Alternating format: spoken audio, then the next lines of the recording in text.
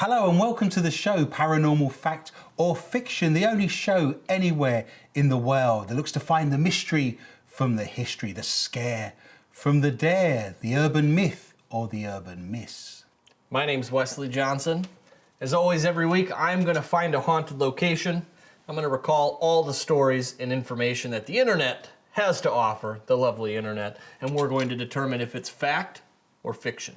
I will then use my own extensive historical research and the knowledge I bring from paranormally investigating all of these buildings so we can ascertain what's cool or what's bull. Joining us on our journey is the infamous bunk bell. Every time Wesley reads out a piece of information that's bunk, we will press the bunk bell. At the end of the show, we will find out how many times we have rung the bunk bell or how much is actually fact. So what locations are we looking at today? We got a special episode today. A special episode. This week. The others weren't special? Not quite. Not as special as this, because we're giving you a twofer. Wow. We're going to do 2 for 1. Paranormal sandwich, if you will. A paranormal sandwich? No meat patty, though, just the buns. Is there going to be ectoplasm for dressing? Is this where we're going? If you'd like. All things are possible here. Where are we going? I'm hungry now. We're going to start with the wonderfully spooky Loon Lake Cemetery. Loon Lake Cemetery, Very witchy. Yes. At least according to this data. Well, that's correct. I was going to reach out. We'll get there. Whoa. It's a bit trigger happy, a bit jumpy with the bell there. I think we're how many weeks in? We're just getting so excited. Last week we got a little bell happy. Let's see if we can. I wake up in the middle of the night hearing bells. It's haunting my life. That's the most haunting thing of this, for sure. So Loon Lake Cemetery, let's dive into it. According to this source, the cemetery is not only haunted, but dangerous. Dangerous? Like empty graves that are like a pitfall or something. I don't really know what they mean by that, but dangerous.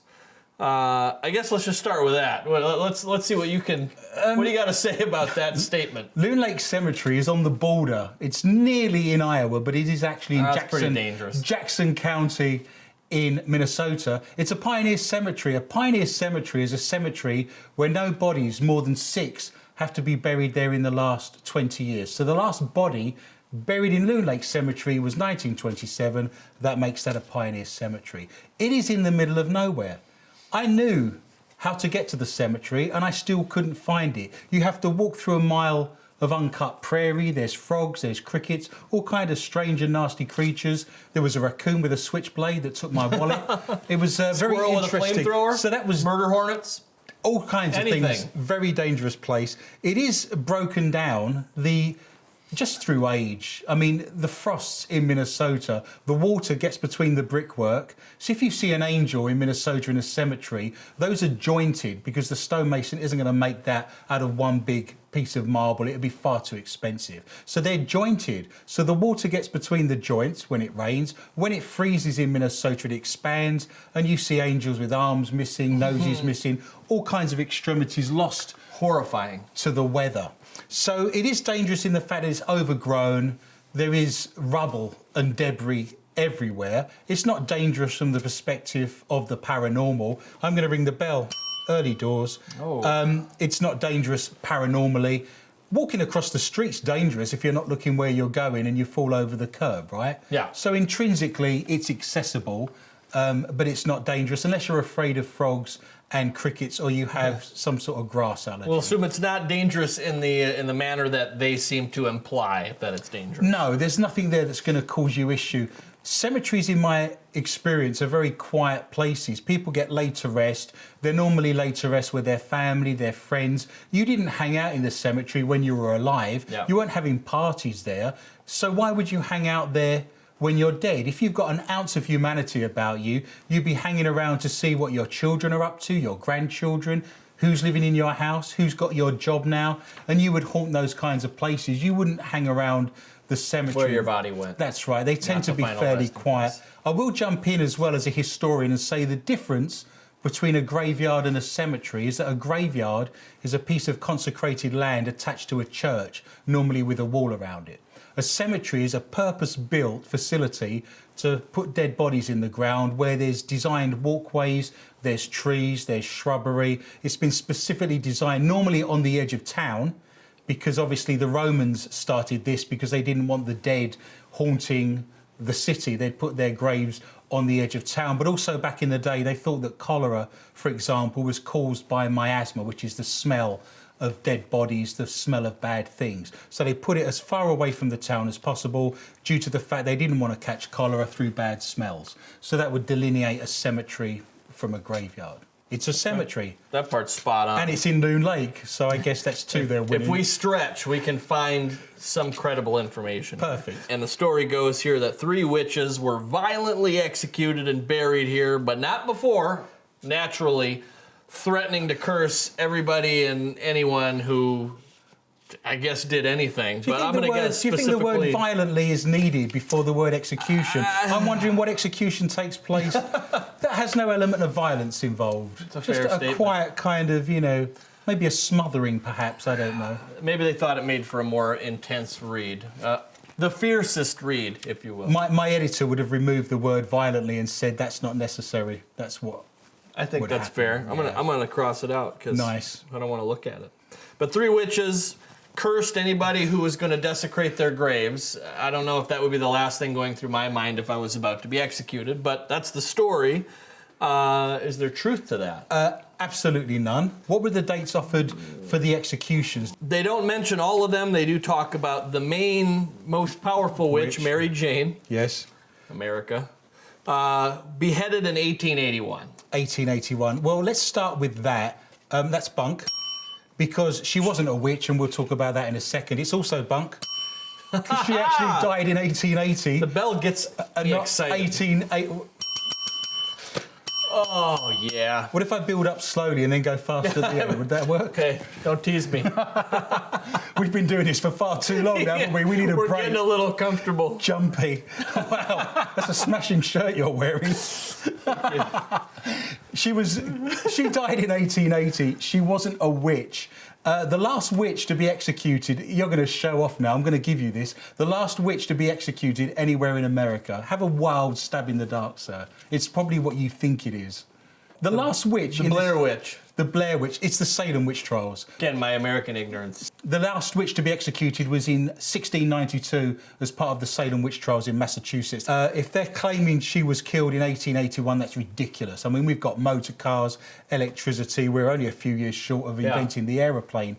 Small towns in Minnesota aren't executing witches. And this town would have been so small during the pioneer days that to lose 3 women in one go would be ridiculous. Yeah. There are reasons why they think she's a witch, but first and foremost, this is easy to bunk. If you go onto Ancestry.com or any other popular ancestry website, if you typed in her name, which is very unusual, her name's Mary Jane, but her last name's Terwilliger, which sounds very Swiss to me, but if you typed her name in, it will instantly come up with her obituary and her death certificate, and it says she died of diphtheria. Okay. So she died of a lung infection. She was only 17 years old. She was a maid who worked in Iowa. I don't think she actually died or even came to Minnesota. I think they ended up burying her just a few miles into Minnesota because her parents had just moved there to build a log cabin by Loon Lake, and they'd just opened up the cemetery. It was only a few years old. A farmer had lost his son in 1876, and he dedicated an acre of land to the burying of his son. So this is a fairly new cemetery, and I don't think she ever came to Minnesota. She died in Iowa of diphtheria, and they moved her body to Minnesota. The reason they think she's a witch, and there's many reasons for this, first and foremost, on her gravestone, there's actually a poem that sounds a little bit like a curse. But this is part of Victorian funerary. We're surrounded by the equipment, the funerary, the tradition of funerary brought on by Queen Victoria to a certain degree. But I will read you this in a very creepy British accent, if I may, because I haven't remembered it. On the gravestone, it's written, "My friends beware as you pass by. As you are now, so once was I. As I am now, so you must be. Prepare yourself to follow me."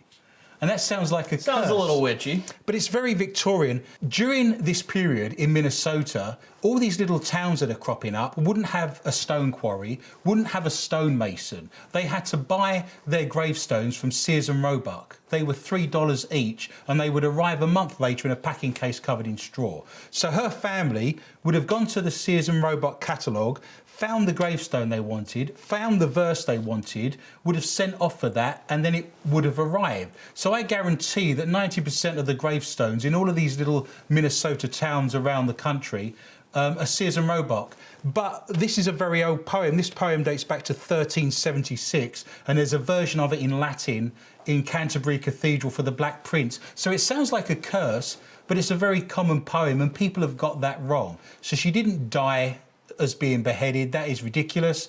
She and the other two women died at separate times. One of the other women also died of diphtheria. So it's just a sense that there's an urban legend. This was exacerbated to a certain degree by the fact that in the 1960s, a gentleman ran a grocery store nearby, and he would invent the stories and tell everyone there was a ghost there, there was a witch there, because he wanted to sell them alcohol, and they'd go up onto the hill and then sit in the cemetery and smoke cigarettes and fool around and drink beer. So there's lots of reasons this came about. But in Jackson, this became quite a thing in the day, to steal her gravestone and leave it on people's front yards or in the back of your car. It would be quite funny that we broke into your house and left Mary Jane's gravestone in your bed. And it kind of did a tour of all of the town until the local historical society said, we've had enough. And they now have it in the Lakefield Historical Society of Jackson County. Okay. But the graves have been vandalised. There is a myth that if you jump over the grave or walk across the grave, you will be cursed. And it's simply not true. And have a 3-day death sentence. Just a 3-day. 3 days, very specific number. I want you to be in a rock band. We'll start a rock band. Can you play an instrument? Oh, I can. Perfect. Maybe one or two. Right, well, we'll start a rock band. We'll call it 3-day death sentence. We'll get that going at the end of the show. Maybe we can tour with 3 days grace. Nice. It's all bunk. None of that's true. She wasn't a witch. There is reasons for the reason they think she's a witch. But so we got one. We hit a lot of things here. So 3-day death sentence.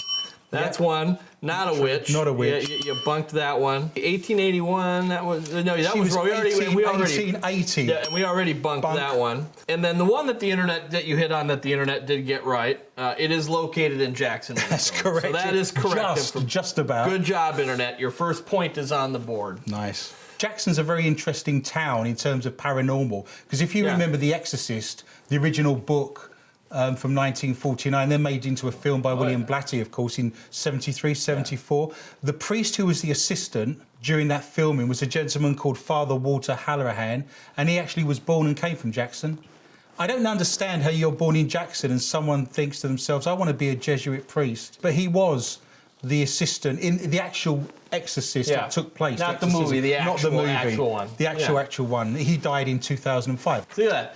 You're never going to watch one of these episodes without getting at least one side bit of information. Some of you probably find the most interesting. With more than you arrive with. It is said that apparently only 18 out of the 67 headstones still remain and are badly weathered. So that's what they don't say. They don't tie it to anything paranormal. Yeah, I don't know if that's the exact number, but it'll probably be about that. People were vandalising it. A lot of people have accused me in Jackson County of actually causing vandalism in there because of my books, because of me raising the profile out of this. Lots of people now go there.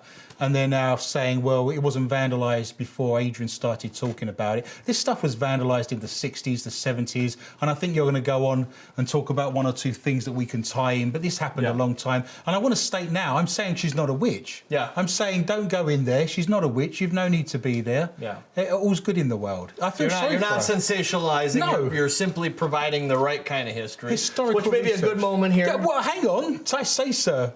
I thought you were going for the bell. No. I'm going for the book. Well, you continue. So you talk about this location and many others in mysterious. Well, that one's actually mysterious Midwest. Let's pull up a different one. Yeah, there we go. Look at that. The Loon Lake Cemetery is the second chapter. In fact, it's on the front cover. That is the Loon Lake Cemetery, with one of the gravestones that's actually remaining. There you go. Yeah. You don't actually know where her grave is because they took the gravestone away. I know where it is, but if you went there, you wouldn't be able to find it. It's just a lot of scrubland with briar and bramble and bracken. So what would we say then in terms of 18 to 20 headstones remaining? Yeah, that sounds about give right. that. We'll give a pity point to the internet. I'm game. Go on that one. Okay. I'd say the last kind of point we have on that one here would be that many believe the paranormal nature of this place could be due to its age. So just the age of the cemetery. Yeah, there's history everywhere you go, of course. I do want to mention very briefly Megadeth, if I may.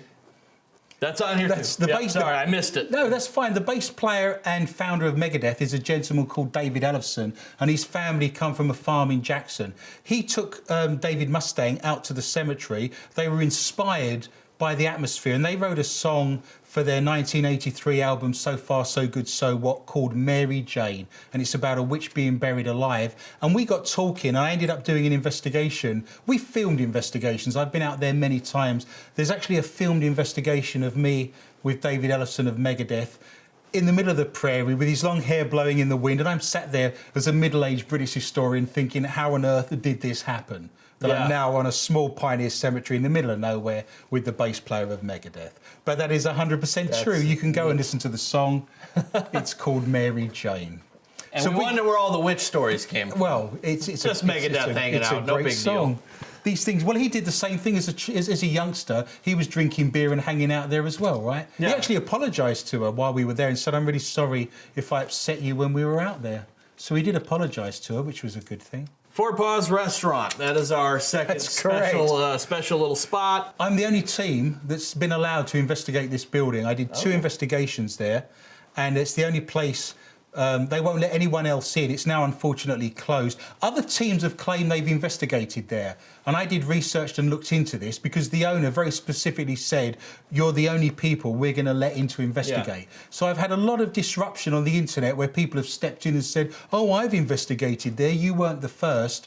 We got permission. The reason they got to investigate is because they went for dinner there, or they asked the bar manager, and whilst people were having their dinner, they walked around with a DVR up their sleeve and a K2 meter in their pocket. Yeah. I was Doesn't count. The only team to have permission to be there, and we had the whole place closed down after it was serving as a restaurant. So let me put that straight out there. If anyone else says they got to investigate that building, and I wasn't the first. They didn't get permission. I don't even know if we have that here, but I'm just going to bell that and bunk that straight off the bat. Because when I advertised this in my book, and I advertised this on my radio show, and I said we were the only team to investigate there, you'd have thought I'd have opened up the gates of Hades. So when the owner says, you're the only people that are going to get permission, I believe them. Well, having done the research, they never got permission. Right. They did their paranormal investigation while people were having their dinner, or they were doing the washing up, which we'll say that doesn't count. Doesn't count. You're going to get a lot of cross-contamination. Yeah. Well, let's jump into the history of this place a little bit. So it says the mansion was first built by Joseph Forepaugh in 1870. Correct. As a home for himself, his wife, their children, along with some of the serving staff, including a young woman named Molly, which I'm sure we will dive into. Well, you've ruined it for yourself there. The first sentence was perfect. You're on the money. You can have the points. They intended that for all to be one run-on point. So. Well, they should have used a semicolon and split the sentence into 2 clauses, because I'd give you a point for the first and I'm bunking the second. But we're going to come to Molly. See what difference a semicolon makes in life. So go on. It was 1870. It was Joseph Forepaughs. We'll deal with Molly in a second because that's going to be quite a hot subject, I suspect. Yes, yeah, that'll be our next thing. The one little tidbit here. Again, everybody jumps to extremes here, but known as the most haunted restaurant in Minnesota. Possibly. We'll resort to your opinion. It is haunted. I've been to buildings that have more ghosts and more spirits in them, but it is active. But other restaurants? I'm trying to think. They do say now. Restaurants. Yeah, you've thrown that at me straight away, haven't you? And I'm trying to think of other restaurants. There's a place called Liberties in Red Wing, and I'll give a shout out to them. That's a very haunted building and a lot going on in there. I'd have to sit down and think about that for a while. I think that's a bit of a stretch. I could certainly, Liberties in Red Wing is a more haunted restaurant. The building's older, it has more activity in there. The gentleman that runs Liberties in Red Wing actually went into the basement, and there was a gentleman just staring at him. And then as he was staring at him, he walked through the wall. So I do know of more hauntings in other places, yes. We have a modest little establishment known as Taco Bell. I assure you, haunted in a much different way. Well, in the morning you're getting possessed by the ghost of a burrito. Talk about an attachment. Lovely. I like the fact in Minnesota all your food comes on a stick, so you can actually have some tools to kind of help during the aftermath. Hey, we are the pioneers of accidental progress. Nice. Not the most haunted restaurant, no. Okay. We'll bunk it. Well, half a bunk. We're at the point now where we're getting tired of the bunking. We asked for it, we got it. We need a smaller bell for half bunks. Yeah. So the story goes that Molly and Mr. Forepaugh had an affair. She ended up pregnant. After the missus found out, she moved the entire family, leaving Molly alone, to hang herself on the 3rd floor of the mansion. Technically, her hanging herself is a separate point, but I just figured I'd get it all out there. Let's just go for it. It's claimed she hung herself from the chandelier of the top floor. Don't forget that Joseph Forepaugh sold this building in 1886, and we've already discussed that electricity doesn't come to Minnesota until about 1900. The second building in the whole of Minnesota to have electricity was the Palmer House. So she can't be hanging herself from a chandelier any time that Joseph Forepaughs was in the building, because electricity hadn't been invented at that point. Having said that, people can hang themselves from candelabras with candles in them, but no electricity's around at that point. When you go to the restaurant, they say this is the chandelier that she hung herself from, but there was no electricity back in the day. Secondly, and this is the biggest bunk of all, I've turned over every single page of the St. Paul Globe newspaper, and there's not a single story attached to a maid hanging herself in that building. That is the biggest bunk story known to man. It's basically... It's a good bunk. It was a great one, that, wasn't it? I'm getting my trigger finger there. It's back. The restaurant promotes this because they want to serve people at the table that Molly hung herself. He was one of the most successful businessmen in the whole of this district in Minneapolis, St. Paul. He made all his money from dry goods and selling shoes during the Civil War back in the day, and made a lot of money and built this mansion. If someone would have thrown themselves out of the window and they were dangling from the 3rd floor, this would have been all over the newspapers. It would have been a huge scandal. And this simply didn't happen. There is no historical record, and I have looked through every single page of every single newspaper, to the point where Joseph Forepaughs wasn't even in the building. I read one report on the internet that said that she hung herself from that building in 1866. Well, that building wasn't built until 1870, so this is ridiculous. I then wanted to know why this urban legend came about and why people think this.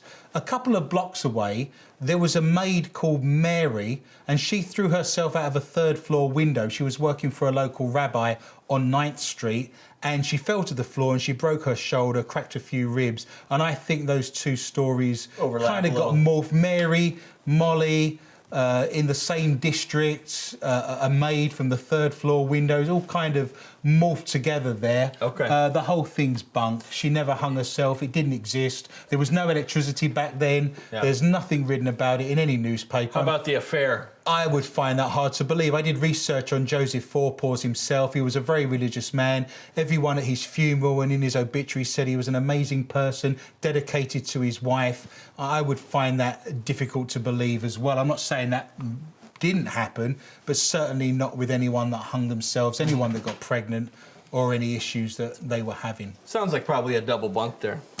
I'm happy to provide double bunk, sir. We may get to the heady heights of a triple bunk one day. We'll get there. You can only dream, right? Yeah. Wish it into be. And we putting the intention out there for triple bunkage. Well, and a lot of it just kind of comes right off of this here. So it also says years later, Mr. Forepaugh built a new house that overlooks the old one. That's true. And eventually committed suicide himself via gunshot. That is also true. Oh. Yeah, he walked to the local park and shot himself in the head. He had a lot of issues. He had a lot of intestinal issues. He was depressed. He thought that he was going to fall into debt. He had a lot of litigations. There were things that were going on that would have affected his mental health. But that is true, unfortunately. He walked to the local park and he shot himself in the head with a gun. So that's true. Very sad, but true. General Hammond bought his property, by the way. When he sold it, a very famous general from the Civil War, General Hammond, then bought the property and lived in it. So there was a history of sort of civil war attached to that property. Yeah, and I think it does kind of hit on that a little bit. It says the mansion became a boarding house in the mid-1900s. That's true. And eventually turned into the fine dining establishment in 2007. Well, it became a boarding house in about 1973, so they're a little bit out there. It became a restaurant in 1983.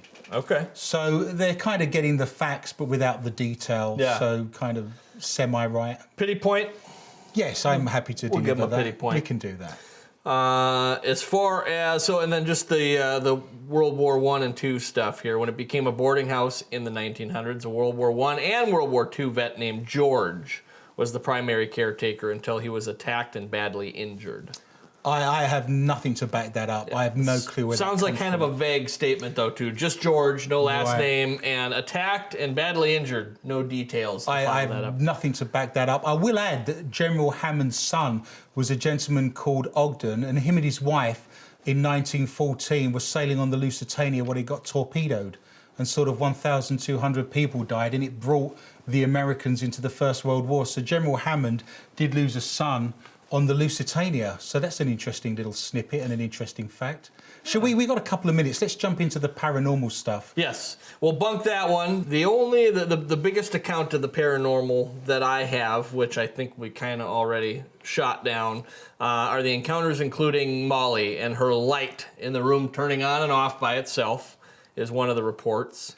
And police answered a break-in call, and apparently the dogs were too panicked to enter her room. I've never heard those before. I can't say whether they're true or not. Lights go on and off through ghostly activity. I don't know how they can associate that with any one individual. Briefly, in the final moments we've got here, a lot of poltergeist activity in this building. Okay. I had a fishing bobber used as a trigger object in the dining room where they used to sit and do their dining, and the bobber just flew across the room, bounced half a dozen times, went down the stairs. And I actually spoke to Joseph Forepaughs in person, and he claimed he didn't know anything about the Molly story. He didn't know anything about the hangings, and basically claimed that was all made up. And he wanted me to write about it and clear his name. He told me that through the ghost box, and I have all of that recorded. I think we've done very well to get through two of these. I think we did. In one sitting. It might be a push to do more like that, but I like our enthusiasm. I like it. I think we were able to sandwich those in pretty good. The last thing that we'll just throw out real quick, which I'm sure we can confirm, the establishment closed permanently after the unfortunate tragic death of the executive chef, 32-year-old Kyle Bell. That's unfortunately, for him and his family, that is 100% correct. One that we wish we could bunk, but absolutely. It was a great restaurant, a fabulous historic building. I hope they do something amazing with that. So all good things come to an end. So let us look at the scores. How are we doing today? I'm going to throw them all together. This is another one for the bunk books. For the bunk as books. It would have it. 5, 6, 7, 8, 9, 10. Double figures. For the bunk. We made a double integer. 3, 4, 5, 6 for the fact. So it's coming back around. Over the course of this series, we're getting a few more on that side. Where we started, we have returned. Thank you for watching. We appreciate you watching Paranormal Fact or Fiction. Please tune in again and watch us on our next episode when we choose another haunted building and we look to see what's bunk and what's fact. It just remains for me to say thank you for watching, and remember, be interested and interesting. Goodbye.